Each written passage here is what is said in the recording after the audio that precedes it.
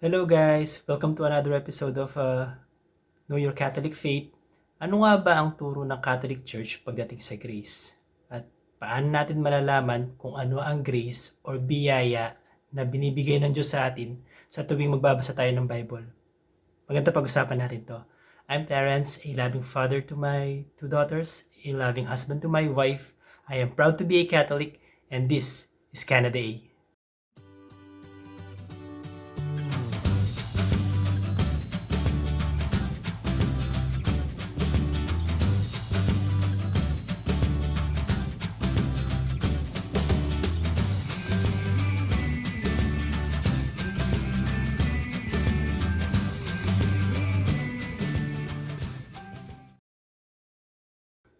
It's very important to know what grace is. Maraming misconception about grace. May mga certain non-Catholic groups na nagsasabi na isang irresistible force ang grace. Na hindi mo pwedeng tutulan ito. Actually, mali po yun. Hindi po remote control ng Diyos ang grace para kontrolin tayo outside of our free will. Hindi po tayo mga robot at ang free will po ang susi para makipag-cooperate tayo ng tama sa grace na kaloob ng Diyos. So tara, umpisahan na natin. Before we start, please don't forget to subscribe to my channel, click the notification bell, drop a comment, like this video, and share this video with your friends. Share this even with your non-Catholic friends para naman makita nila kung gaano kaganda ang mga turo sa loob ng Catholic Church. To start knowing grace, we need to look to the Church on what she teaches about grace. Ito ang turo ng Catholic Church patungkol sa grace. Grace is favor, the free and undeserved help that God gives us to respond to His call to become children of God, adoptive sons, partakers of the divine nature and of eternal life. CCC paragraph 1996. So sabi ng simbahan, grace is a favor, free and undeserved help that God gives to us in response to His call. Kung mapapansin nyo, ang mga ginamit na words ng Catholic Church patungkol sa grace is favor, free, and an undeserved help. Kaya ganyan ang mga words na ginamit ng Catholic Church is because ang tao walang kailangan gawin para ibigay sa kanya ng Diyos ang grace. It is a favor from God or an act of kindness from God. It is a free gift. Libre itong binibigay ng Diyos. Wala kang kailangan gawin para ibigay niya ito sa iyo. It is an undeserved help because tandaan po natin, none of us is deserving to receive the grace from God. But because God loves us so much, He is giving us grace out of His own love for us because God is love. Kahit sa Bible, mababasa natin na hindi ibinigay ng Diyos ang grace sa atin dahil karapat-dapat ba tayo or dahil kung ano yung nagawa natin or dahil kung sino tayo. Hindi niya ibinigay sa atin yon ng dahil sa atin. Ibinigay niya sa atin yon ng dahil sa Kanya, dahil mahal niya tayo. Malinaw na mababasa yan sa Ephesians 2:8. Maganda basahin natin. Sabi sa Ephesians 2:8, "For by grace you have been saved through faith, and this is not your own doing. It is the gift of God." So sabi sa Bible, you have been saved by grace through faith. And this is not of your own doing. So hindi tayo ang dahilan kaya binigay ng Diyos ang grace. At lalong hindi dahil sa mga ginawa natin kaya binigay niya sa atin ang grace. Binigay niya sa atin ang kanyang grace dahil mahal niya tayo. It is a free gift of God from Him to us dahil mahal niya tayo.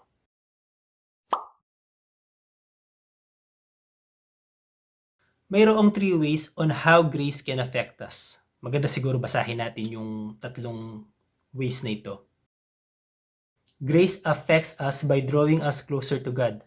So yung grace na binigay ng Diyos, isang paraan ng Diyos para saliksikin natin siya, para hanapin natin siya. Grace also affects us by living according to the will of God. So yung grace na binigay ng Diyos is ang paraan ng Diyos para tulungan tayo na mamuhay ng naaayon sa kagustuhan niya. And last of all, grace affects us by making us adopted children of God through His Son, Jesus Christ. With grace, we become conformed to the image of His Son, Jesus. We become adopted children of God, gaya ng sabi sa Romans 8:15. kung saan, katulad ni Jesus, magagawa nating tawagin ng Ama na Abba, Father. And because we become adopted children of God, because of grace, we became partakers of the divine nature, gaya ng sabi sa 2 Peter 1:4. Ito yung pinaka-importanting epekto ng grace sa atin. Nagiging mga adopted na anak tayo ng Diyos nang naaayon sa wangis niya at ng kanyang tunay na anak na si Kristo, at tayo ay nakikibahagi sa kabanalan ng Diyos o yung divine nature ng Diyos.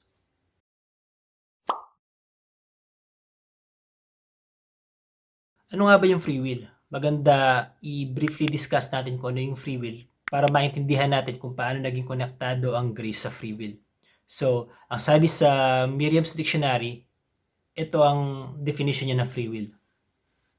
Free will is the ability to choose how to act, the ability to make choices that are not controlled by fate or God. Meaning, ang free will ay kusang loob nating ginagawa na walang mga outside forces. Walang magko-coerce sa atin, walang magpipilit sa atin para gawin ng isang bagay. Gagawin natin ng isang bagay ng kusa natin, ng bukal sa ating loob. Ito yung free will. Hindi tayo kinokontrol ng kung sino para gawin ng isang bagay. Binigay sa atin ng Diyos ang free will dahil mahal niya tayo. At pag mahal mo ang isang tao, hahayaan mo siyang gawin kung ano yung gusto niya, at kung ano yung gusto niyang gawin, rerespetuhin mo yun. Yun ang essence kaya binigay sa atin ng Diyos ang free will. Para mahalin natin siya ng bukal sa ating loob. Nang hindi niya kinukontrol kung ano yung nararamdaman natin. Hindi diktador ang Diyos na pipilitin niya tayo na mahalin natin siya. Hindi siya ganun. Mahal niya tayo at nirerespeto niya tayo. At kung mamahalin natin siya, ang pinakamagandang dahilan para mahalin natin siya is because kusang loob natin siyang minahal. At kung ano man na magiging desisyon natin, rerespetuhin yun ng Diyos. Kung ang desisyon natin is mawalay sa Kanya, rerespetuhin ng Diyos yun. At sa ating pagkamatay, habang buhay tayo mawawalay sa Kanya at tayo ay mapupunta sa impyerno. Pero kung kusang loob nating mamahalin ng Diyos at pipiliin natin na makasama siya, rerespetuhin ulit ng Diyos yun.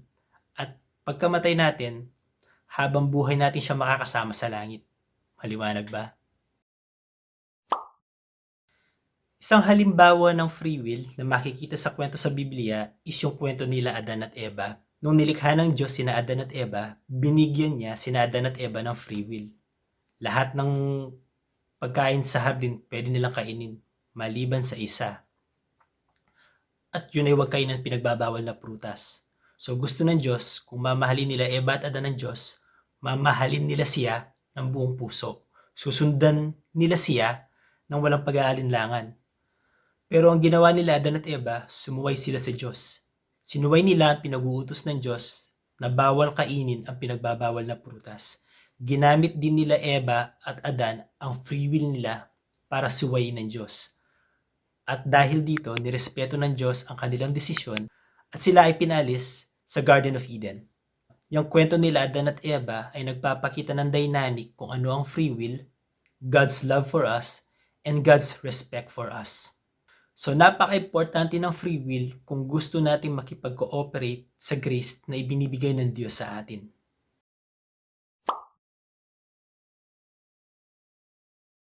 Grace is not an irresistible force. Hindi po ito magic remote control na ginagamit ng Diyos para kontrolin tayo. Grace is help. It is an undeserved help. At kapag binigyan ka ng tulong, kailangan mong makipag-cooperate doon sa tulong na ibinibigay sa iyo. Or pwede mo rin tanggihan yung tulong na ibinibigay sa iyo. Dapat tayo makipag-cooperate sa grace na ibinibigay ng Diyos. Because the more we cooperate with the grace that God is giving us, the more we are justified before God, the more we grow in faith, the more we persevere in doing good works, and the more we grow in holiness. St. Paul reminded the Corinthians to always cooperate with grace that God is giving them and do not accept the grace in vain. Malinaw na mababasa yan sa 2 Corinthians 6:1. Maganda basahin natin yung 2 Corinthians 6:1. Ang sabi, working together with Him, we entreat you not to accept the grace of God in vain. Kaya malinaw ang sabi ni Paul, do not accept the grace of God in vain. We should cooperate with grace. May mga pagkakataon naman na pwedeng tanggihan ng grace at yan ay makikita sa kwento ni Saint Stephen sa Acts. Ito ang sabi niya sa mga Hudyo. Ang sabi sa Acts 7:51, "You stiff-necked people, uncircumcised in heart and ears, you always resist the Holy Spirit. As your fathers did, so do you." So sa encounter ni Saint Stephen sa mga Jews, pinagsabihan niya yung mga Jews, you always resist the Holy Spirit, sabi niya. Because yung Holy Spirit ang siya magbibigay ng grace sa atin. And when you resist the Holy Spirit, you are also resisting the grace that the Holy Spirit is giving us.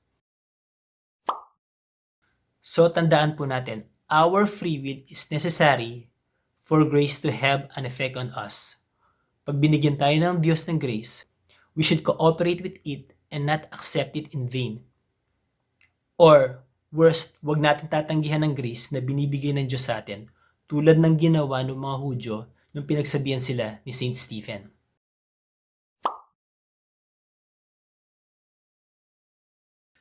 Mayroong dalawang klase ng grace na itinuturo ang Catholic Church, ang actual grace at ang sanctifying grace. Maganda, tingnan natin, basahin natin, at nang makita natin ano yung kaibahan ng dalawang grace na ito. What is actual grace? It is a type of grace that God uses on us to push us to do what is righteous. Actual grace is mostly what a person receives when he is not yet under sanctifying grace. So example, narinig mo ang ebanghelyo na ipinangaral sa'yo ng simbahan, and for some strange reason, tumagos yun sa puso mo. Yung nararamdaman mo na yun, that is the actual grace that God is giving you. God is now calling you through His grace to search for Him. Narinig mo na yung ebanghelyo, binigyan ka ng actual grace ng Diyos, at naramdaman mo at ito ay tumagos sa puso mo. Ngayon, ano yung gagawin mo? Kung makikipag-cooperate ka sa Diyos, sasaliksikin mo siya at patuloy mo siyang hahanapin batay sa mga turo ng simbahan at batay sa mga kasulatan. Pero kung hindi ka makikipag-cooperate sa actual grace na binigay ng Diyos, kahit maramdaman mo yung ebanghelyo na pinangaral ng simbahan at tumagos ito sa puso mo, babaliwalain mo lang yon at magpapatuloy ka lang sa ordinaryong buhay na ginagawa mo. What is sanctifying grace? It's the very life of God. This grace makes us become partakers of the divine nature. Mababasa yan sa 2 Peter 1:4. We are said to be in a state of grace if we have sanctifying grace in us. And if we die in a state of grace, we are assured of heaven, sharing the very life of God, which is eternal life. Thus, this grace is also called saving grace. Sanctifying grace increases our faith, hope, and charity. This grace makes us live a holy life, sanctifying us throughout the whole salvation process. Though God uses many ways to give sanctifying grace on us, like what Jesus did with the thief on the cross, the Catholic Church teaches that the 7 sacraments instituted by Jesus are the normal means to receive it, if the intention of the person receiving the sacrament is proper. Not everyone is nailed on the cross. So sanctifying grace is the very life of God.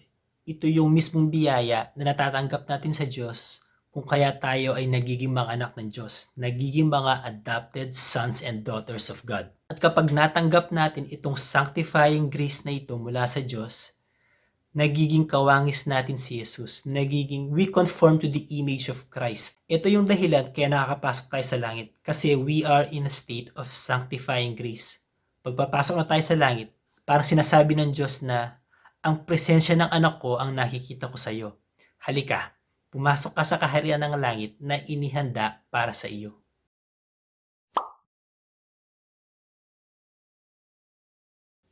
In Acts 2:37-41, makikita natin how these two graces are in action. So maganda, basahin natin yung Acts 2:37-41 at nang makita nyo at ma-distinguish kung ano yung actual grace sa sanctifying grace. Sabi sa Acts 2:37-41, Now, when they heard this, they were cut to the heart, and said to Peter and the rest of the apostles, Brethren, what shall we do? And Peter said to them, Repent and be baptized, every one of you, in the name of Jesus Christ, for the forgiveness of your sins, and you shall receive the gift of the Holy Spirit. For the promise is to you and to your children, and to all that are far off, everyone whom the Lord our God calls to him. And he testified with many other words and exhorted them, saying, Save yourselves from this crooked generation. So those who received his words were baptized, and they were added that day about 3,000 souls. So malinaw, after Peter preached his first sermon, the people who heard Peter were cut to the heart. This feeling the people felt was the actual grace from God working on them. And then these people asked what they should do. And Peter answered that they should repent and be baptized to receive the gift of the Holy Spirit. This gift of the Holy Spirit is the supernatural grace which they initially received in their baptism. So maliwanag po ba kung ano yung actual grace at supernatural grace?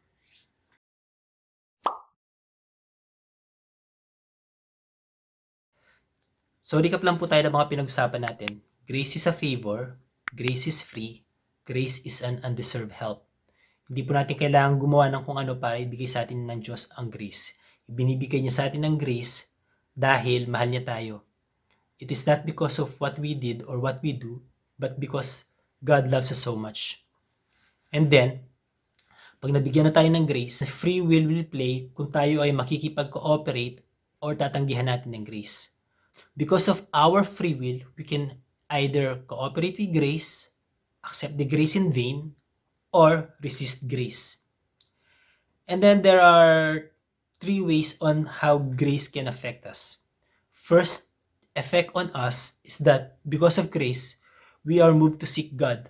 Hahanapin natin yung Diyos, sasaliksikin natin ng Diyos kung tatanggapin natin yung grace na bigay niya. Second effect of grace is because of grace, we do the things that are pleasing to God. So kung makikipag-cooperate tayo sa grace, susundin natin lahat ng kagustuhan ng Diyos at gagawin natin kung ano yung gusto niyang ipagawa sa atin at tatanggihan natin kung ano yung mga bagay na ayaw niyang gawin natin. The third effect of grace is because of grace, we conform to the image of His Son, Jesus Christ, and because of this, we become partakers of the divine nature. We become adopted children of God, and we become heirs to the kingdom of God. So because of grace, nakukuha natin yung pinaka-very life ng Diyos at nagiging conforme tayo sa imahe ng Diyos. At pag pumasok tayo sa langit, ang nakikita ng Diyos sa atin is yung image ng kanyang anak na si Jesus Christ. And because of this, papapasukin niya tayo dahil kawangis natin ng kanyang anak. At tayo ay nagiging mga anak ng Diyos ng dahil kay Jesus Christ. And then there are 2 types of grace. Actual grace and sanctifying grace. Actual grace, ito yung ginagamit ng Diyos para saliksikin natin siya. Gagamit siya ng tao, gagamitin niya yung simbahan, or something basta para marinig natin ang ebanghelyo. At pag ito ay tumago sa ating puso, hahanapin natin ng Diyos at sasaliksikin natin ang ebanghelyo. And then there's the natural grace or the sanctifying grace. This is the very life of God. This is the eternal life that God is giving us. Because of sanctifying grace, we conform to the image of His Son. We do what is right according to Him. We are being justified before God. We grow in faith. We persevere to do what is good. And we strive to become holy. So actual grace and sanctifying grace, all of this should be cooperated. So actual grace and sanctifying grace, dapat gamitin natin ang free will para makipag-cooperate sa mga ito. Huwag nating babaliwalain. And worst, huwag nating tatanggihan. So there you go guys. I hope nalinawan kayo kung ano yung grace na itinuturo sa Biblia. And sa susunod na video na gagawin ko, stay tuned lang kayo. Ating pag-uusapan kung ano yung kasalanan at kung ano yung mga uri ng kasalanan. Kailangan malaman natin kung paano in contrast ang grace sa kasalanan. And then after that, pag nagkaroon na kayo ng idea kung ano yung grace and ano yung sin, pag-usapan naman natin yung salvation. kung paano magpe-play yung grace and sin in regards to salvation. So I hope nag-enjoy kayo sa video na ito, and kung nag-enjoy man kayo, please don't forget to subscribe to my channel. Again, click the notification bell, drop a comment, like this video, share this video with your friends, and share this even with your non-Catholic friends para makita nila kung gaano kaganda ang makaturo sa loob ng Catholic Church. And hopefully, mag-stay tuned kayo sa mga susunod na videos kasi maganda yung mga pag-uusapan natin. Once again, I'm Terence, and this is Canada A. Bye! Bye!